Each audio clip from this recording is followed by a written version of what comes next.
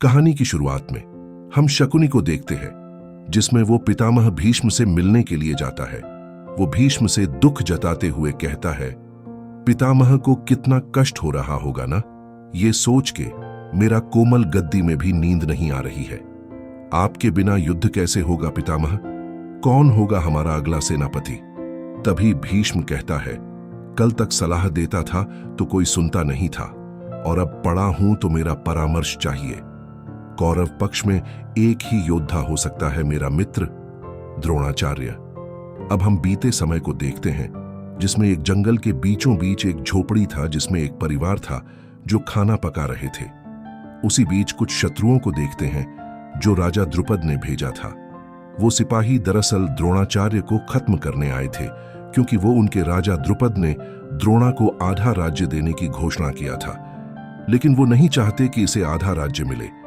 तभी वो सिपाही द्रोणा के घर को आग लगा देते हैं। उसी जंगल के ऊपर से हष्टपुष्ट घोड़े पर सवार एक आदमी जो देखते हैं, इधर द्रोणा अपने घर से झांक कर देख रहा होता है कि वो सैनिक क्या कर रहे हैं। तभी द्रोणा को देखता है कि एक घोड़े वाला आदमी इन सिपाहियों को अपने तलवार से परास्त कर रहा था। फिर द्रोणाचार्य बाहर निकलकर देखता है, दरअसल वो आदमी द्रोणा का मित्र पितामह भीष्म था। भीष्म उसे उसके हालचाल पूछता है कि तुम ठीक तो हो ना? द्रोणा कहता है, मेरे परिवार को बचाने के लिए शुक्रिया मित्र, लेकिन उसके बदले में तुम्हें देने के लिए मेरे पास कुछ भी नहीं है, केवल दायित्वता और भूख के सिवाय। फिर पितामह भीष्म उसे कहता है, तो अपना भूख ही मुझे दे दो। द्रोणा पूछता है, अर्थात? भीष्म कहता है, तुम्हारे अपने की प्रतिशोध की भूख, जो तुम्हें अंदर से ही खाए जा रहा है, उसे मिटाने का एक अवसर है मेरे पास। मेरे पौत्रों कौरव और पांडवों को युद्ध कला सिखाओ, उन्हें गुरु मिल जाएगा, और तुम्हें गुरु दक्षिणा। अब देखते हैं वर्तमान समय को, जिसमें कौरव पक्ष पांडवों को हराने की रणनीति बना रहे थे। तभी दुर्योधन कहता है कि अगले युद्ध के लिए पितामह भीष्म ने सेनापति की पसंद बता दी है, अब परिषद की क्या राय है बताएं। तभी कर्ण कहता है, पितामह भीष्म ने हमेशा मेरा अपमान किया है, और मैं उनकी बातों पर कभी सहमत नहीं था। मेरे विचार से वही नेतृत्व वह कर सकता है जो पांडवों का कमजोरी भी समझे और कौरवों का शक्ति भी, जो युद्ध में निपुण हो और युद्ध नीति में भी। तो ऐसा मेरे अतिरिक्त एक ही योद्धा है, मेरे गुरु द्रोणाचार्य। फिर दुर्योधन द्रोणाचार्य को सेनापति नियुक्त करता है। तभी उसी बीच उनके एक सिपाही आकर बताता है कि पांडवों ने भीष्म से मिलने आए हैं। तभी दुर्योधन उनसे भी मिलने के लिए जाने लगता है, लेकिन उसके मामा शकुनी उसे जाने से मना कर देता है। वो कहता है, पितामह का शोक मनाओ, किंतु पांडवों से साथ नहीं, अलग। शत्रुओं का शंकार नहीं, संघार होता है भांजे। अब देखते हैं अर्जुन और दुर्योधन के बीते समय को, जिसमें दोनों धनुष चला रहे होते हैं। अर्जुन बिना ही देखे ही अपना बाण सही जगह में निशाना लगाता, और दुर्योधन का बाण उस कठपुतली को लगता भी नहीं। किंतु किसको पता था कि यह खेल वास्तविक खेल में बदल जाएगा, और द्रोणाचार्य का दिया हुआ विद्या एक घातक शस्त्र में। अब इधर पांडवों को देखते हैं, जो पितामह भीष्म से मिलने आए हैं। सभी उन्हें प्रणाम करके उसके हालचाल पूछते हैं। इधर कौरव पक्ष ऊपर से पांडवों को देख रहे होते हैं। तभी दुर्योधन द्रोणा से पूछता है, इतना शांत क्यों हो आचार्य? फिर कर्ण द्रोणा को कहता है, कहीं आप भी पितामह भीष्म के जैसे सत्य से विचलित तो नहीं हो गए? द्रोणा दोनों का जवाब देते हुए कहता है, कौन सा सत्य? जो तुम देख रहे हो या मैं देख रहा हूं? दुर्योधन पूछता है, आप क्या देख रहे हैं आचार्य? वो बताते कि युधिष्ठिर को। दुर्योधन पूछता है, अर्थात? द्रोणा उन्हें बताते हैं कि कैसे तुम सारे भाई मेरे कहने से द्रुपद को ले आए थे। अब हम बीते हुए समय को देखते हैं, जिसमें द्रोणाचार्य अपने शिष्यों को बता रहा है कि उनका शिक्षा पूर्ण हो गया है। इस धरती में ऐसा कोई भी व्यक्ति नहीं है जो तुम्हारा सामना कर सके। उसके लिए उन्हें गुरु दक्षिणा देना होगा। सभी पूछते हैं, जो चाहिए वो मांगो गुरुजी। इधर हम देखते हैं, जो सभी भाई मिलकर एक महल में चोरी छुपे जाता है। उसके रास्ते में जो भी सिपाही आता है उसे खत्म करते जाता है। एक राजा सोया होता है, तभी यह चारों भाई उसके सामने खड़े हो जाते हैं। दरअसल ये वही राजा द्रुपद है जो द्रोणाचार्य को आधा राज्य देने के लिए इनकार कर दिया।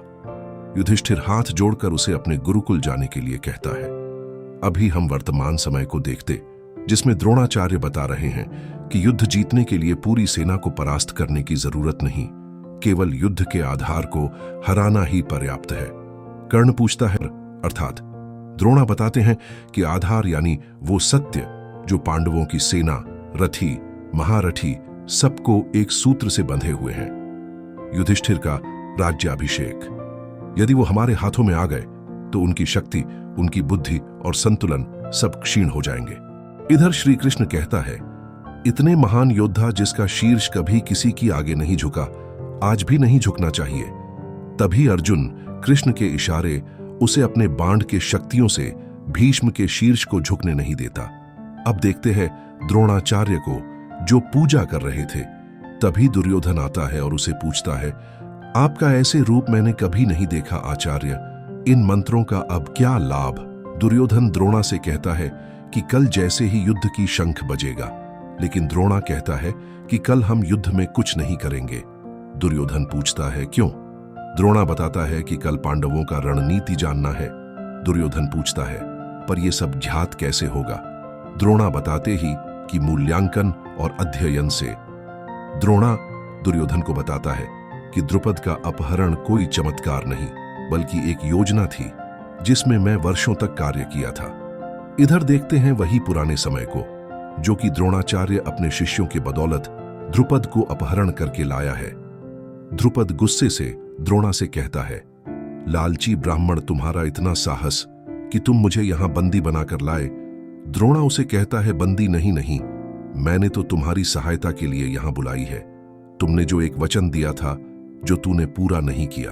तभी द्रुपद अपना तलवार निकालने की कोशिश करता है, लेकिन इधर उनके शिष्य भी तैयार थे।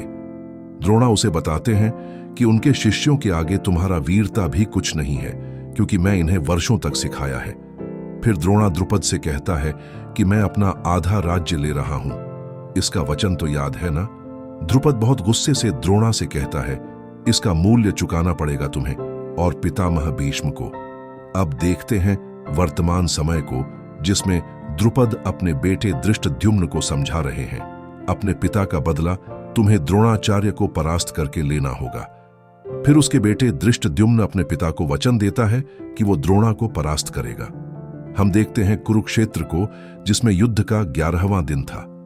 धृष्टद्युम्न अपने सैनिकों को लड़ने के लिए इशारा करता है। आचार्य का अपने ही छात्रों के साथ, युद्ध जैसे शिष्यों के साथ गुरु की भी परीक्षा।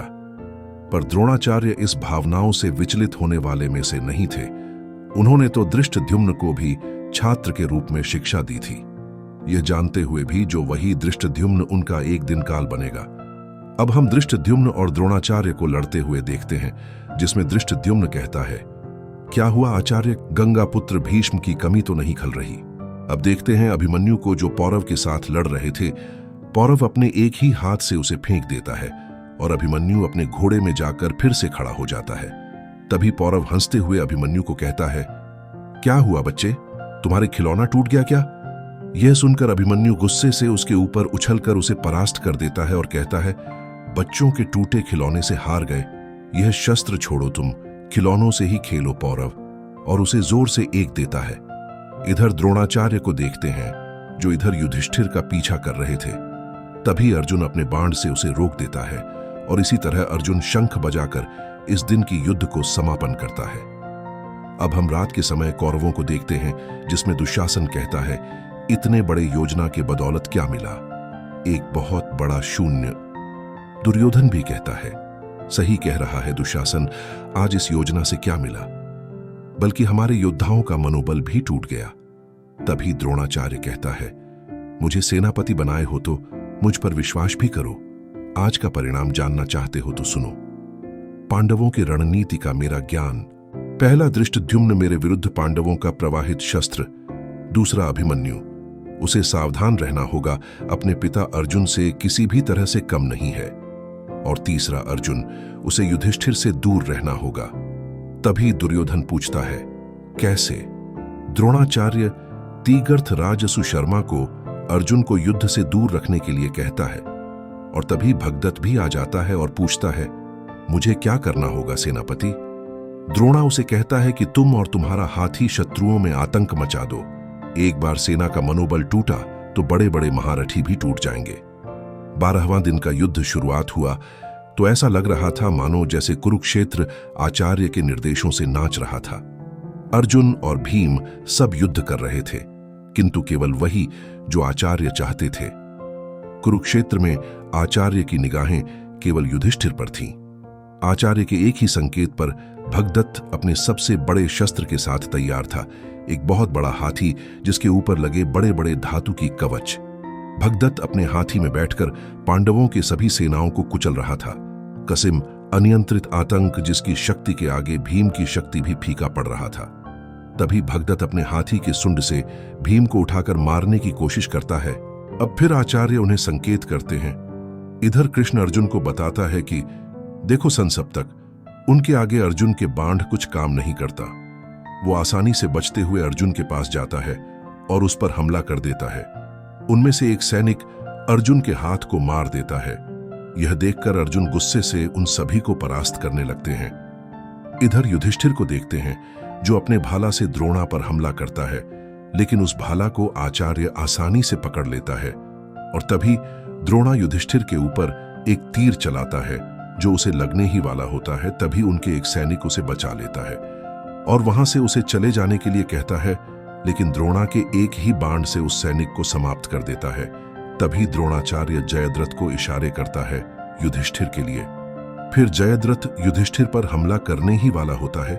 तभी अभिमन्यु आ जाता है और अभिमन्यु उसे गिरा देता है और कहता है, घबराओ नहीं जयद्रथ, मैं निशस्त्र पर वार नहीं करता। तभी द्रोणाचार्य एक और इशारा करता है जिससे उनके सभी सैनिक अपने अपने पोजीशन पर आ जाते हैं।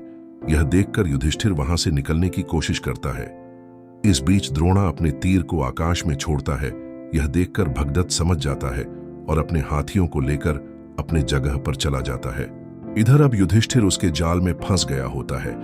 तभी अर्जुन अपने बाण से उसे बचा लेता है।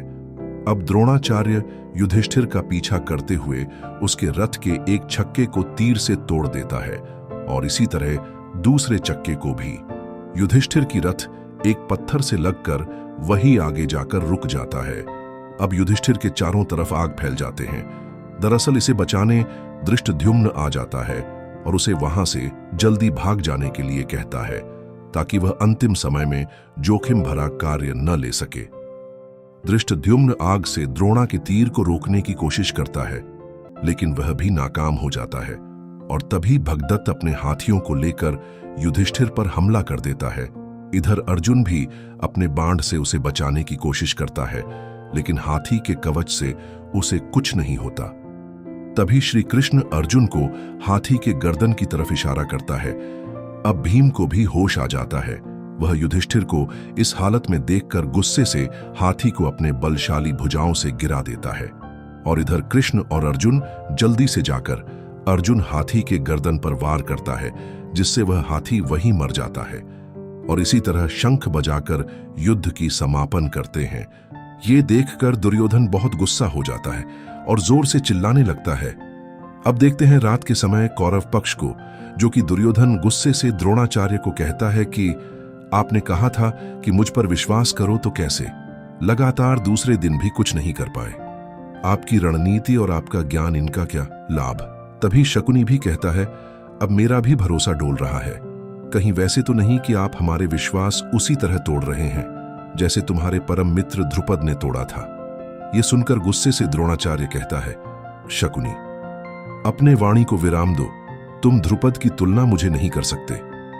मैं वचन देता हूं कि कल सूर्योदय से पहले पांडवों के एक महारथी का वध करने का संकल्प करता हूं।